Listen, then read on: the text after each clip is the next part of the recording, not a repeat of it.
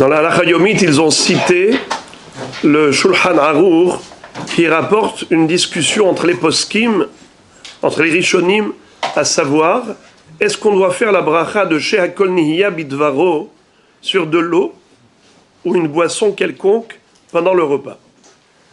La halakha, on le sait que on ne récite de bracha pour de la boisson uniquement pour le vin.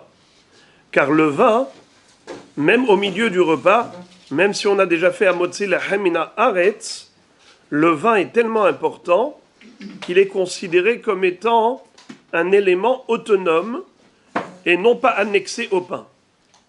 Car la notion de Mevarech ala Ikar ou Poter est à Tafel.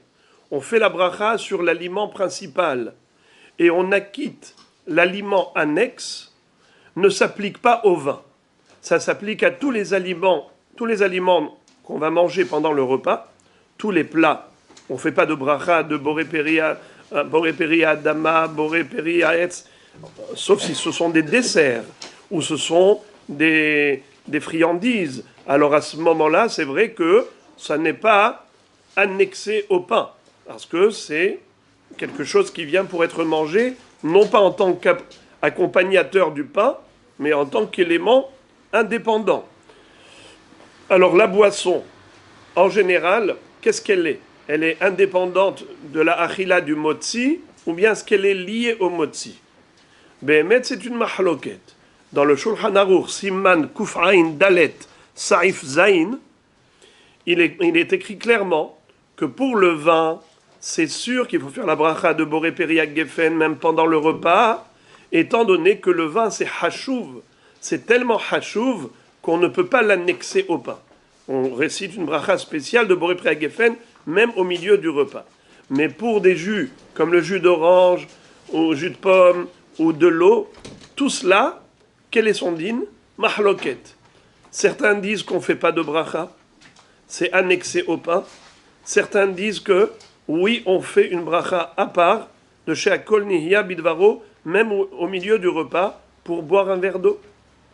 Car la boisson et la consommation de solides, ce sont deux choses différentes.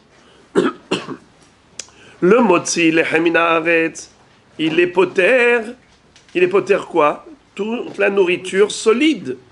Mais la boisson liquide, ce n'est pas inclus dans un motzi. C'est pas un plat, un verre d'eau. C'est pour ça qu'il y en a qui disent qu'il faut faire la bracha de Sheh Hakol Nihya Bidvaro au milieu du repas. Mais le Shulchan Aruch a été posé comme qui? Comme la première Shita qui dit que non. Étant donné qu'il est normal de boire par rapport à la consommation, lorsque je mange, j'ai besoin de boire. Donc la boisson, elle est annexée à l'aliment solide. C'est pour ça que je n'ai pas besoin de faire la bracha de Sheh Hakol Nihya Bidvaro. C'est ça la halakha. Mais malgré tout, ça, les gens ne connaissent pas ça. Le Shulchan Aruch dit que si on peut être mahmir, alors juste avant de faire motzi, avant de faire netilat yadayim, bois un peu d'eau ou une petite boisson, tu fais Sheh Hakol Nihya Bidvaro. Pas trop, faut pas boire révérite énormément, parce que sinon, il y a une question, est-ce que tu dois faire bracha harona ou pas? Boré nefashot ou pas?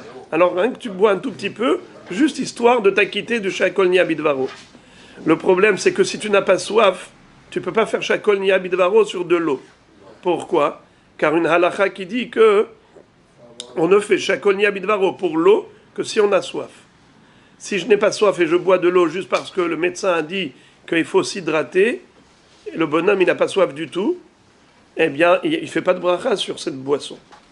Mais par contre, sur une autre boisson qui est sucrée, par exemple, sur du cola ou sur un jus d'orange, puisqu'on profite même lorsqu'on n'a pas soif, c'est bon.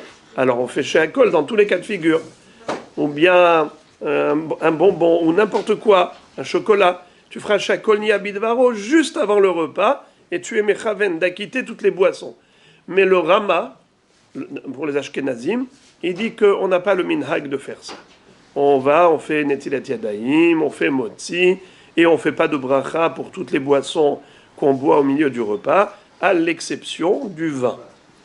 Maintenant, quel est le din si on prend du gâteau et un café et du thé, est-ce que la bracha de Mezonot sur le gâteau acquitte le café ou le thé?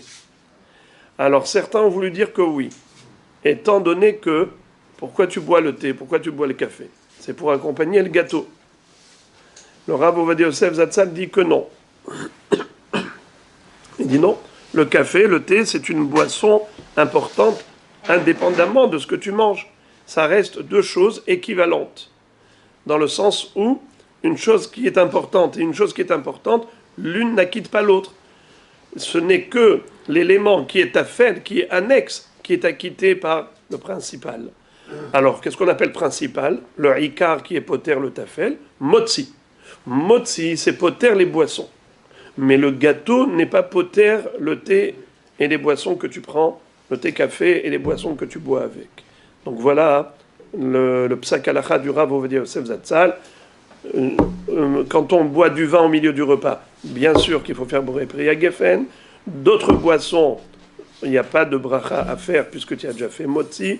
Par contre, si tu as fait mezonot sur un gâteau, tu dois faire aussi shakol nia bidvaro pour le thé, café ou autre boisson.